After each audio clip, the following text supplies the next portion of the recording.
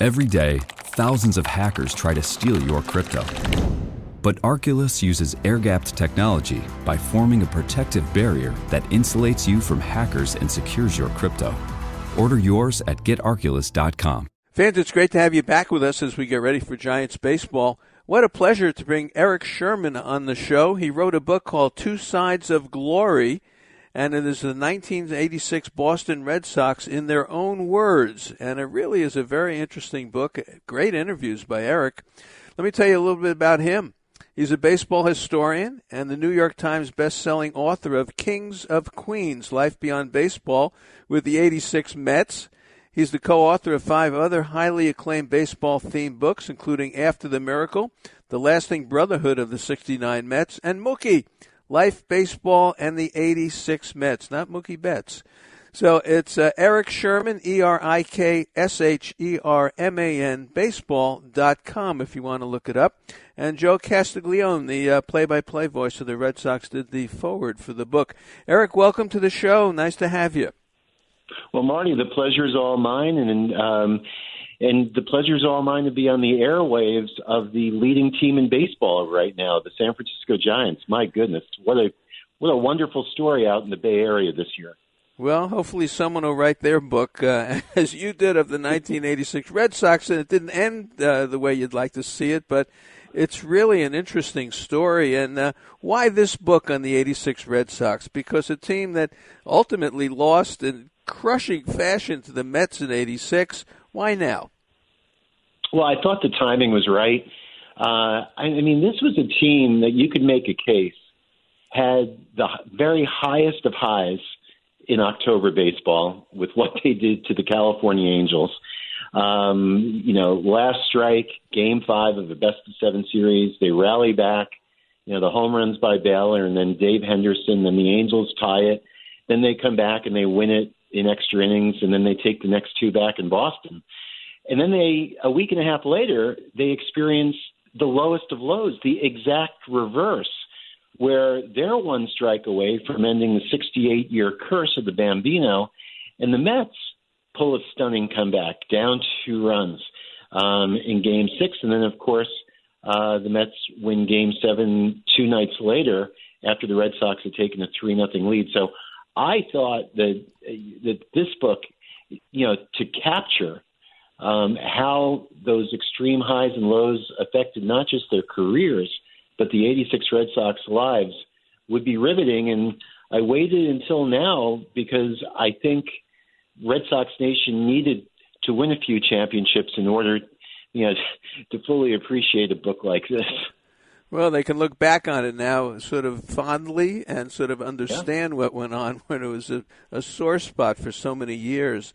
But learning about this 86 Red Sox team and the historic ups and downs that you just described, what did you really learn about from your interviews with the players? Well, I learned an awful lot. And, I thought I knew pretty much everything important to know about the Red Sox that season. I was living in Boston that year. I was reporting on the Sox.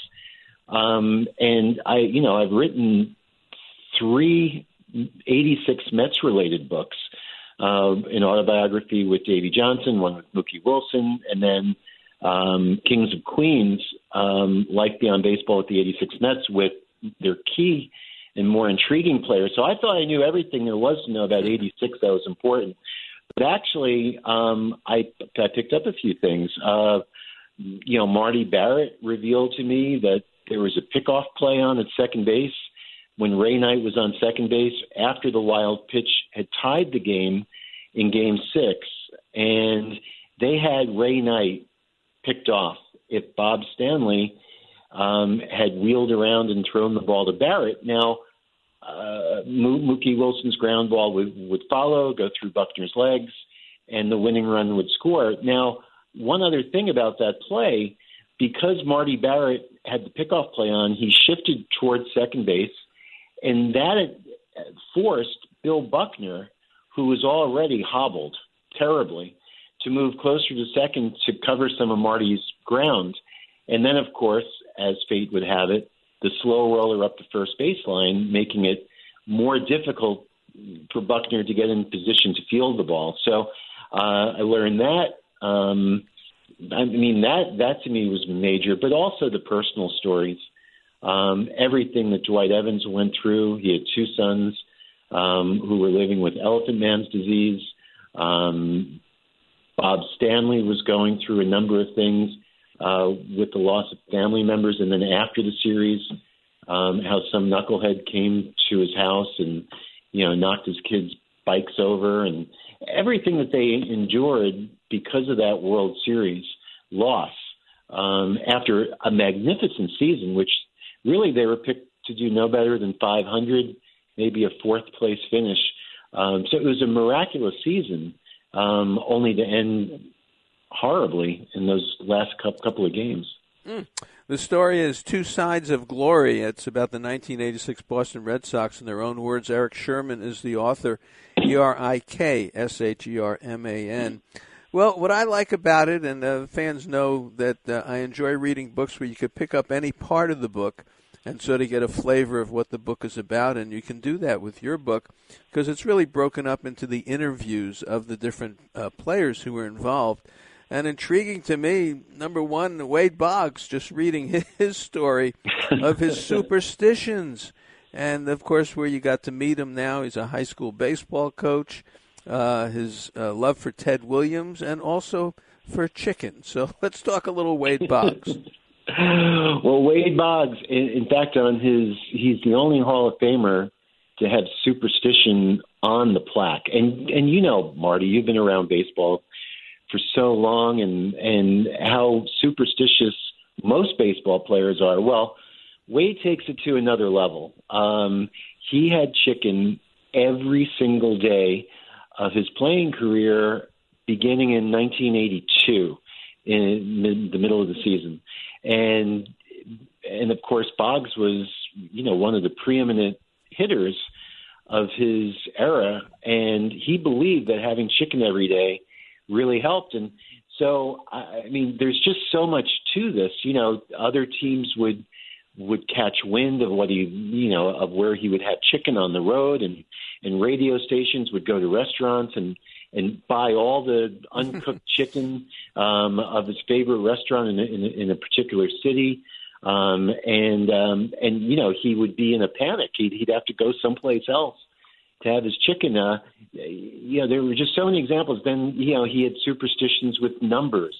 And there was a specific time when he took the field to take batting practice. And I think it was in Milwaukee where it may have been Milwaukee, or I know that they withheld the chicken from him in one of the restaurants, but I think it was in Milwaukee too, where they froze the clock and skipped a minute, skipped the minute that he was supposed to take batting practice just to throw him off. So, just such a superstitious guy, but also one of the most cerebral minds when it comes to hitting. He was hitting coach with the Tampa Rays for a while, but he gave it up because there were 220 and 230 hitters that didn't want to come to the ballpark early. He had enough of that. So he likes the high school level now where they really listen and he really feels like he can make a difference in their lives. Well, very informative, and that's a good synopsis, a little bit of the Wade Boggs chapter, of course, touching on the 86 playoffs as well. And I got to know Dave Henderson through the fantasy camps, and nicest guy in the world, and I'm sorry that we lost him at such a young age. But that's the story of Boggs in that chapter. Then the other one that I just picked up and started reading was Oil Can Boyd. Now, of course, he's got a great nickname, which you can explain to us, but he potentially thought he should pitch Game 7 of the World Series, and he didn't. Plus, he got snubbed at the All-Star game, and he's got a lot of views on life. Very interesting chapter on Oil Can Boyd. Yeah, I think that was the interview that surprised me the most. Learning, well, first of all, what an intelligent person Oil Can Boyd is. When I look back at 86, he was kind of a loose cannon. Like you alluded to the fact that he was suspended, due to his antics by not being picked for the All-Star team. And He was a real loose cannon, and it's kind of well known that when he was snubbed in Game 7, when he found out about it, he went uptown in New York and bought some crack, and he was a loose wire, and so spending a few hours with him, there are two oil can Boyds. There's this guy that's a little bit flamboyant, a little bit wild, and then there's a highly intelligent guy that can talk about American history and how the African American, instead of Bruce Hurst, that the Red Sox would have been champions, arguing that the Mets were getting used to seeing Hurst. It was his third start and everything, so we'll never know. Yeah.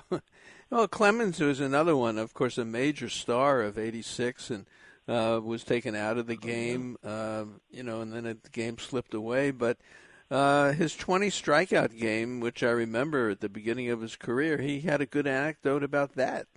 He did. So what's interesting, so he was a young player, and by the way, he was coming off major surgery in '85 that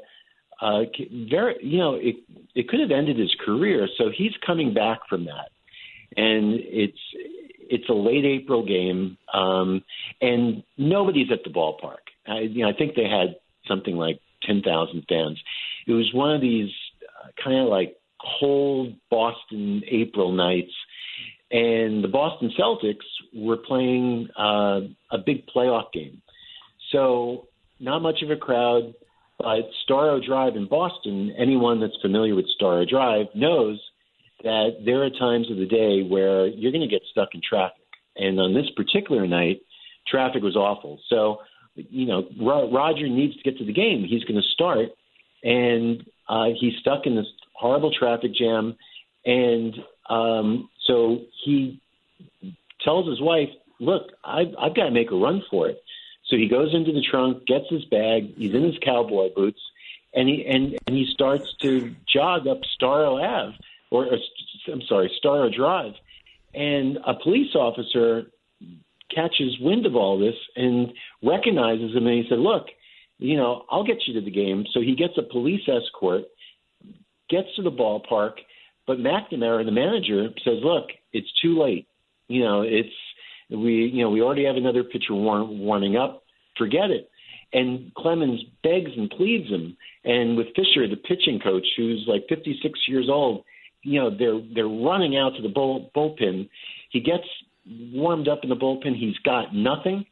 During the national anthem, he's thinking to himself, man, this is going to be a rough outing. And he goes out and he ends up striking out 20 and walking none in one of the greatest pitching performances of all time. So you never know, right? He certainly, brought his A game to the mound when it counted. Well, that's what Joaquin Andujar said. The one word, you never know. I remember that when he got knocked out in the '85 World Series at the end there. Well, the book is a lot of fun. You wrote a book about the Mets. So you know more about the '86 playoff and World Series probably than anybody. You wrote about the Mets. You wrote about the Red Sox. Which one was a tougher assignment, and which one did you get the most out of? Oh, man, that's a great question because, you go into a project like this. So I did the '86 Mets book, Kings of Queens. I did it the same way that I did this Red Sox book, Two Sides of Glory. I crisscrossed the country. I traveled to wherever the key and more intriguing guys from each of the teams, lived or worked or coached. And you start a project like this, and you're a little bit apprehensive in that, you probably have, I did have like 2 or 3 guys nailed down, like I knew I could get.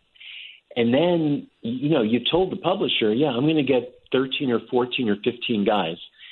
And, you just have to have faith that you're going to get them. But I think what happens is that you get a few of the guys, they understand that you know what you're talking about, that you understand what they endured. You have a sensitivity. You're a good listener. All those things come into play. And then it's like a domino effect. Then you get 5 or 6 and 7. And then you tell one of them, God, I haven't been able to get a hold of Bruce Hurst.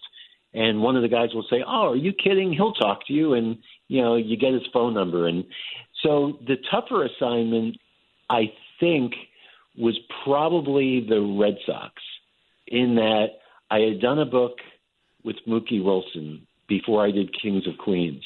And everybody loves and respects Mookie. So he was a big help in getting, the key 86 Mets to agree. With the 86 Red Sox, I almost did a book with Marty Barrett back in 93 about the 86 season, but the publishers deemed it too early for Red Sox Nation. They were still dealing with the loss of the World Series. And it had been so many years, So to answer your question, a long-winded answer, I think the 86 Red Sox book was more of a challenge to get done. But I got everyone that I wanted, so it was a big success. Well, it's a lot of fun, and of course they lost, so maybe it was a little tougher for them to deal with it. But after so many years, you did a great job with the interviews. As I said, you not only get the feeling of the playoffs with the Angels and the Mets, but you learn a lot about the person and good anecdotes about their lives. I really enjoyed it. It's put out by Nebraska Press. Eric Sherman is the author. And, of course, you can get it on all the usual outlets. We support the Book Tree in Montclair. David was nice enough to send me a copy of the book as well. So, Eric, I enjoy it. It's you did a nice job with it. What's next up for you? Fernando Valenzuela. His sudden and lasting impact, not just on Mexican Americans, but the entire Latinx community throughout Latin America, and also baseball fans everywhere, and not just baseball fans, but he inspired so many Latinx people not just to love baseball, but to go out and become teachers and lawyers and doctors, because they felt if Fernando Valenzuela, could go out there and perform like he did, so stunningly, like he did, with the body that he had, that they could go out and do it too. So I'm in the midst of working on that project now. Terrific. Well, I'm glad to have you on. Congratulations. And we'll pick it up again with the Fernando Valenzuela story. Thanks, Eric. Thanks so much. Thank you, Marty. Okay, more coming up. KMBR 680, 1045, the sports leader. Hear that? That's the sound of someone trying to steal your crypto. Every day, thousands of hackers online are doing the same. That's why Arculus uses air-gapped cold storage technology to protect your assets. Using our keycard and wallet app to form a protective barrier, Arculus insulates you from hackers and puts control of your digital assets back in your hands. Order the first truly air-gapped crypto wallet at getarculus.com.